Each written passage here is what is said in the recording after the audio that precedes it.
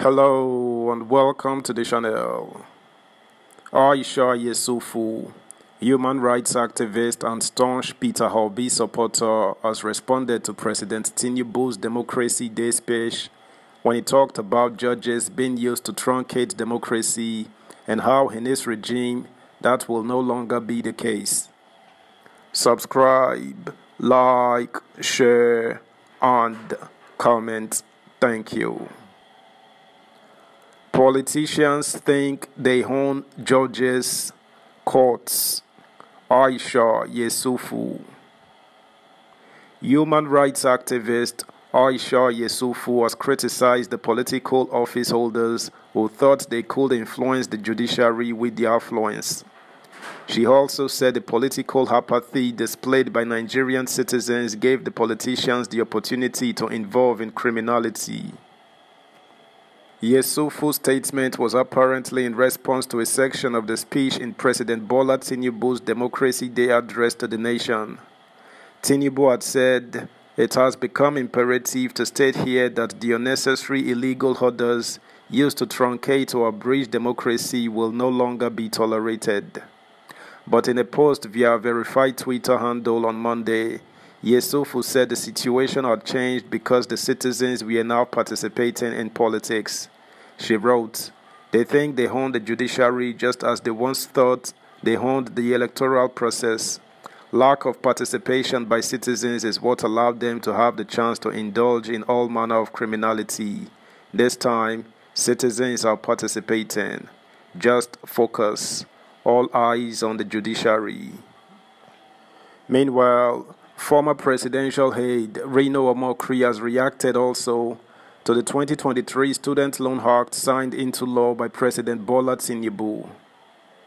The bill was passed by the 9th National Assembly but assented to by Tinubu on Monday at the Presidential Villa Abuja as part of measures to boost educational access and delivery at the tertiary level. A senior aide to the president, Dele Alake, explained that the act will ensure indigent students access the loans to further their education. According to Alake, the loan initiative was part of what Tinubu promised during his electioneering campaigns. But reacting to the initiative, Omokri commended the president for making such a move. He argued that Tinubu has fulfilled more promises in 2 weeks than former President Muhammadu Buhari in 8 years. He wrote, "President Bola Tinubu deserves more than kudos for the student loan initiative. This scheme is exactly what we need to unleash the value domiciled in Nigeria's youth. The interest-free aspect of the loan is highly generous. It makes better sense to spend money on education than on fuel subsidy. In just 2 weeks, Tinubu has fulfilled more electoral promises than Buhari fulfilled in 8 years. This is the epitome of hitting the ground running. Countries do not grow great by what is under their ground. It is what is between their people's ears that leads to their greatness. President Tinubu gets this, and I will not withhold praise from whom it is due. And this goes for when he does wrong too. Carrot and stick." Subscribe, like, share, comment, and please turn the notification bell on. Thank you. Also, the National Association of Nigerian Students (NANS) has commended President Bola Ahmed Tinubu for signing the student loan bill into law. In a statement on Monday, the coordinator NANS, Zone D, Adejuwon Olatunji, described the student loan bill as a way forward in the country's education system. Olatunji stated that the loan scheme will assist students whose parents cannot afford to pay tuition fees to be able to pay with the loan and repay later. The NANS official, however, faulted the repayment terms, stating that the ultimatum for repayment is not feasible. He said, "Without saying much, student loan bill is a way forward to the educational system in Nigeria because it will assist students whose parents cannot afford to pay tuition fees to be able to pay with the loan. But as good as this is, there are some questions that need to be answered by the government. The ultimatum for repayment is not feasible, as we all know that there is no work anywhere and most graduates don't get work immediately. How will they pay back? How will it work when most of our graduates do not get jobs?" Is there any plan or opportunity for those that have no work 2 years after NYSC?